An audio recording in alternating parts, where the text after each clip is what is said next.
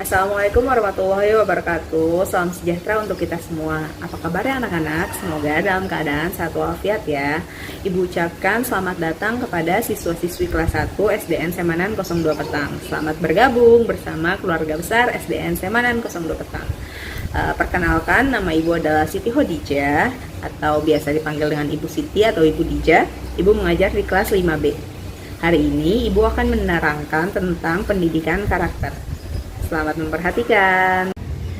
Baik, kita masuk ke materi selanjutnya, yaitu tentang pendidikan karakter dan budi pekerti. Pendidikan karakter dan budi pekerti dalam kegiatan pembiasaan di sekolah, atau yang biasa kita sebut dengan singkatan PPK, Penguatan Pendidikan Karakter. Nah, sebelum kita masuk ke materi selanjutnya, mari dengarkan lagu Mars PPK berikut. Jika ada yang tahu lagunya, silahkan bernyanyi bersama ya.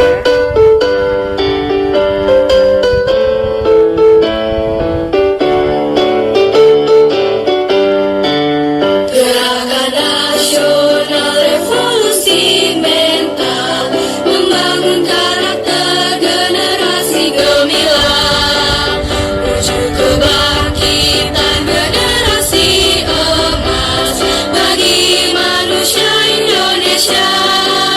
Melalui pendidikan nasional, tumbuh kembangkan moral etika bangsa, berbudi pekerti akhlak yang mulia, siswa berkarakter Indonesia.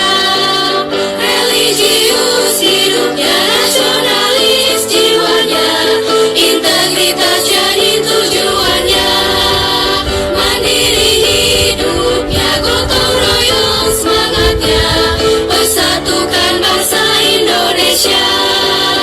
Melalui pendidikan nasional, tumbuh kembangkan moral etika bangsa, berbudi pekerti akhlak yang mulia, siswa berkarakter Indonesia. Religius hidupnya, nasionalis jiwanya, integritas jadi tujuannya. Mandiri hidupnya, gotong royong semangatnya, persatukan bangsa Indonesia. Siswa berkarakter Indonesia, siswa berkarakter Indonesia. Nah, demikian adalah lagu Mars PPK atau Penguatan Pendidikan Karakter. Oke, sekarang pendidikan karakter. Apa sih pendidikan karakter? Pendidikan karakter menurut Likona adalah merupakan suatu usaha yang dilakukan secara sengaja untuk membantu peserta didik atau siswa sehingga peserta didik tersebut bisa memahami, memperhatikan, dan juga melakukan hal-hal yang beretika. Nah, ada 4 dimensi karakter. Yang pertama adalah olah hati atau etika, yang kedua olah pikir atau literasi, yang ketiga ada olah estetik atau olah rasa, dan yang terakhir ada olahraga atau kinestetik.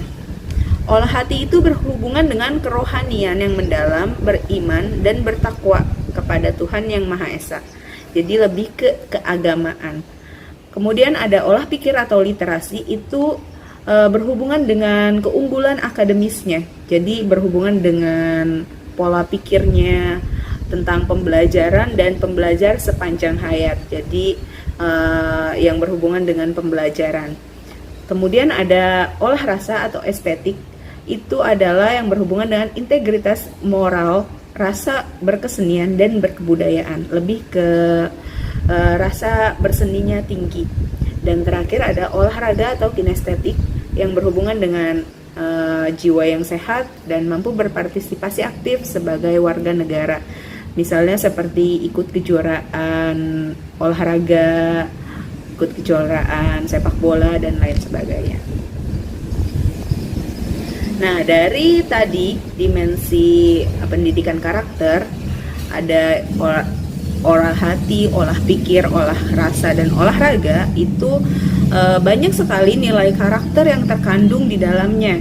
Nah, ada 18 nilai karakter utama yang dapat kita tuliskan di sini. Yang pertama ada religius, jujur, toleransi, disiplin, kerja keras, kreatif, mandiri, demokratis, rasa ingin tahu, semangat kebangsaan, cinta tanah air, menghargai prestasi, bersahabat atau komunikatif, cinta damai, gemar membaca, peduli lingkungan, peduli sosial, tanggung jawab, dan lain sebagainya. Jadi masih banyak sekali nilai karakter yang terdapat pada 4 dimensi tadi. Nah, dari banyaknya nilai karakter ini dibuatlah 5 nilai karakter utama yang menjadi pusat dari pendidikan karakter di sekolah, yaitu yang pertama ada religius, nasionalis, mandiri, gotong royong, dan integritas, seperti yang tadi ada di lagu Mars PPK.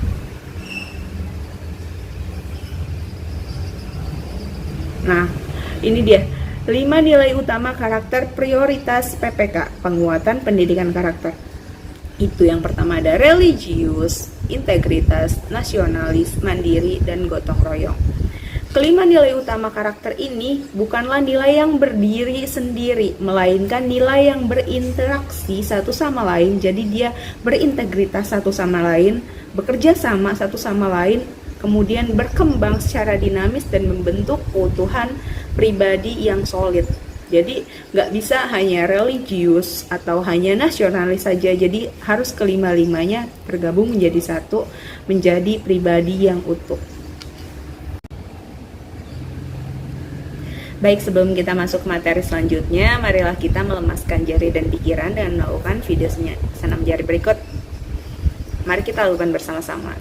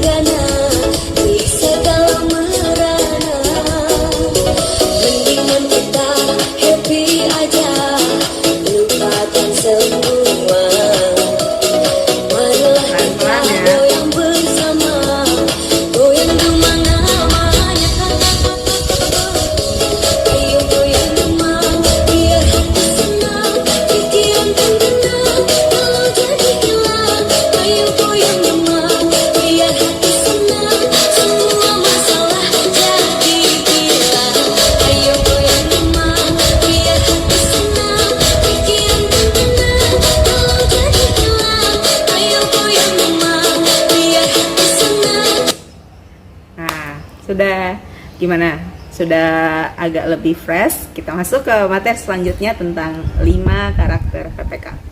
Karakter yang pertama adalah religius, yaitu mencerminkan keberimanan terhadap Tuhan Yang Maha Esa. Contoh sikapnya adalah toleransi, cinta damai, persahabatan, teguh pendirian, ketulusan, percaya diri, anti perundungan atau bullying dan kekerasan, tidak memaksakan kehendak, mencintai lingkungan, kerjasama antar pemeluk agama dan kepercayaan, menghargai perbedaan agama dan kepercayaan, serta melindungi yang kecil dan tersisih. Nah, religius ini lebih berkaitan dengan nilai-nilai keagamaan. Agama yang diakui di Indonesia itu ada 6. Yang pertama ada Islam, kemudian Kristen dan Katolik, Protestan dan Katolik, kemudian ada Hindu, Buddha, dan Konghucu. Oke. Kemudian selanjutnya ada nilai karakter yang kedua, yaitu nasionalis. Nasionalis adalah menempatkan kepentingan bangsa dan negara di atas kepentingan sendiri dan kelompoknya. Jadi lebih mementingkan bangsa dan negaranya dibanding dirinya sendiri. Sikap dari nasionalis contohnya adalah taat hukum, disiplin, cinta tanah air, menghormati keragaman budaya, suku dan agama, apresiasi budaya bangsa sendiri, menjaga kekayaan budaya bangsa, rela berkorban, unggul dan berprestasi, menjaga lingkungan. Nah, nilai nasionalis ini biasanya ada pada diri pejuang-pejuang nasional kita. Tapi pada diri kita pun ada. Jika kalian rela berkorban bagi negara kalian atau bagi keluarga kalian, kalian bisa disebut sebagai nasionalis. Kemudian yang ketiga, ada mandiri. Mandiri adalah tidak bergantung pada orang lain dan mempergunakan tenaga, pikiran, waktu untuk merealisasikan harapan, mimpi, dan cita-citanya secara sendiri. Nah, contohnya itu ada etos kerja atau kerja keras, tangguh tahan banting, daya juang, profesional, kreatif, keberanian, menjadi pembelajar sepanjang hayat. Itu adalah contoh dari mandiri. Keempat, ada integritas. Integritas adalah upaya menjadikan dirinya sebagai orang yang selalu dapat dipercaya dalam perkataan, tindakan, dan pekerjaannya dimanapun dia berada. Nah, contohnya adalah kejujuran, keadilan, keteladanan, kesetiaan, menghargai martabat individu, terutama penyandang disabilitas atau orang-orang yang cacat, anti korupsi, komitmen moral, tanggung jawab, cinta pada kebenaran. Nah, jika banyak orang mempunyai integritas yang tinggi, maka diharapkan banyak juga yang jujur dan adil di negara kita. Terakhir ada gotong royong. Gotong royong adalah mencerminkan tindakan, menghargai semangat kerjasama, dan bahu-membahu menyelesaikan persoalan bersama. Jadi lebih ke kerjasama, tidak sendiri. Karena ada istilah, jika dikerjakan bersama-sama, maka akan lebih mudah dan lebih cepat selesai pekerjaannya dibanding hanya mengerjakan sendiri. Nah, contoh dari gotong royong adalah menghargai, inklusif, kerjasama, solidaritas, empati, komitmen atas keputusan bersama, musyawarah mufakat, tolong menolong, anti diskriminasi, jadi tidak membedakan orang-orang yang lain, anti kekerasan, dan sikap kerelawanan. Oke, sekarang kita masuk ke tepuk dan salam PPK. Perhatikan dulu, kemudian nanti ikuti. Tepuk PPK, religius, nasionalis, mandiri, gotong royong, integritas. Salam PPK, salam cerdas, berkarakter, menyenangkan, luar biasa, hebat.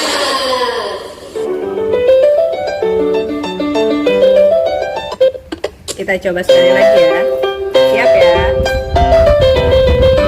Tepuk PPK, religius, nasionalis, mandiri, gotong royong, integritas. Sekarang salam PPK. Salam PPK, salam cerdas, berkarakter, menyenangkan, luar biasa, hebat.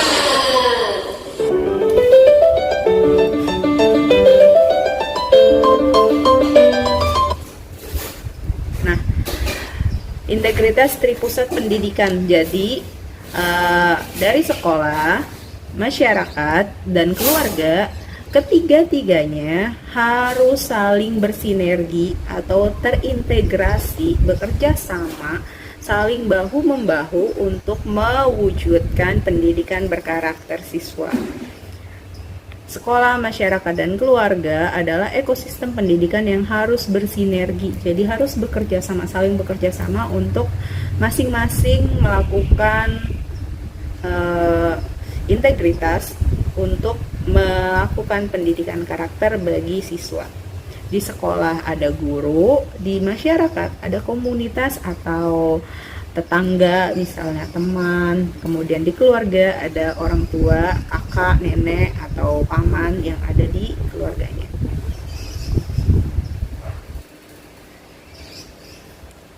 Nah, integrasi intrakurikuler, kokurikuler, dan ekstrakurikuler. Jadi, di sekolah, di lingkungan masyarakat, dan di rumah ada ketiga unsur ini. Intrakurikuler itu biasanya ada di sekolah karena mempelajari mata pelajaran umum untuk memenuhi kurikulum yang ada di sekolah.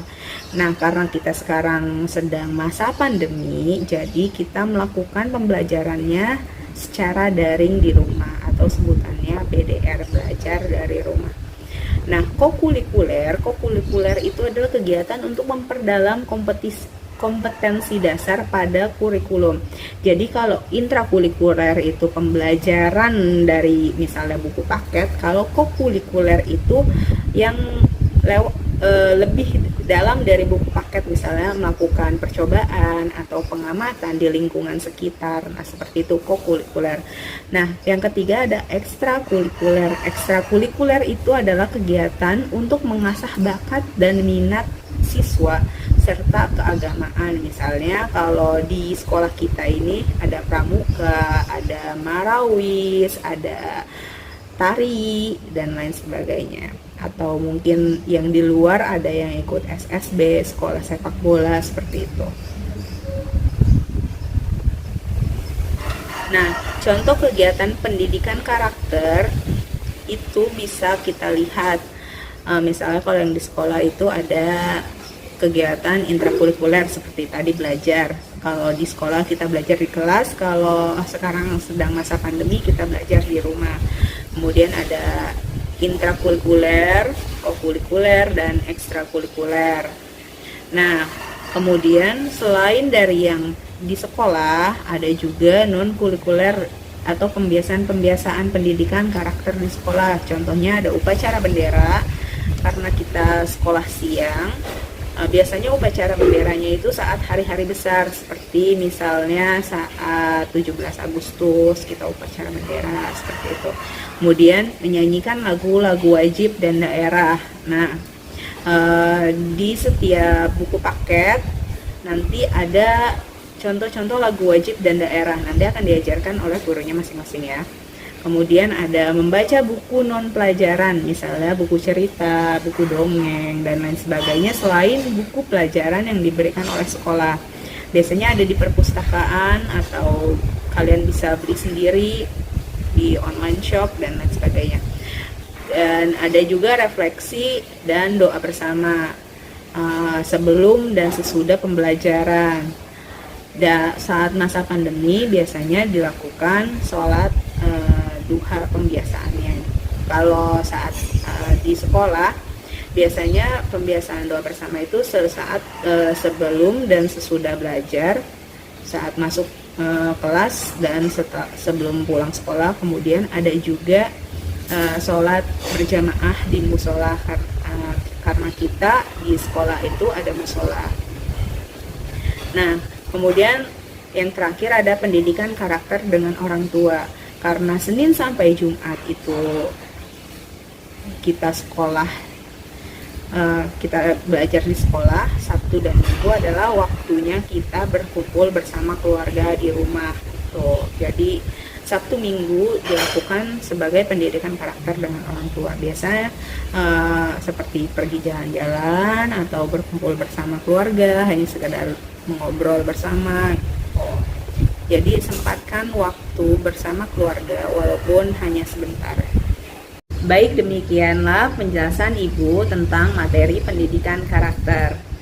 Kesimpulannya, pendidikan karakter mempunyai 5 nilai utama. Yang pertama religius, kemudian nasionalis, mandiri, gotong royong, dan integritas. Nah, antar sekolah, masyarakat, dan keluarga semua harus saling bersinergi, berintegritas, bekerja sama, bahu-membahu untuk mengajarkan pendidikan karakter kepada siswa agar siswa bisa mempunyai kelima nilai dasar karakter tersebut. Oke, sebelum Ibu tutup materi hari ini, mari kita melakukan tepuk PPK dan salam PPK bersama-sama. Dimulai dari tepuk PPK.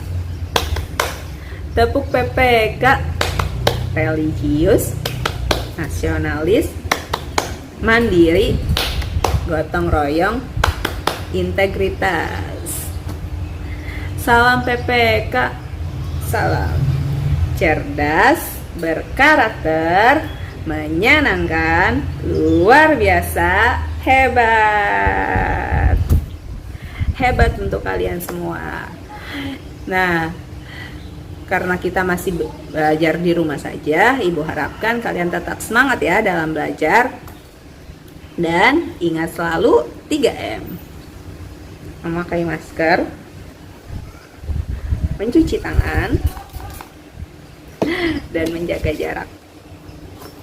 Oke, demikianlah penjelasan dari Ibu tentang pendidikan karakter. Lebih kurangnya Ibu mohon maaf. Wassalamualaikum warahmatullahi wabarakatuh. Sampai berjumpa nanti di sekolah.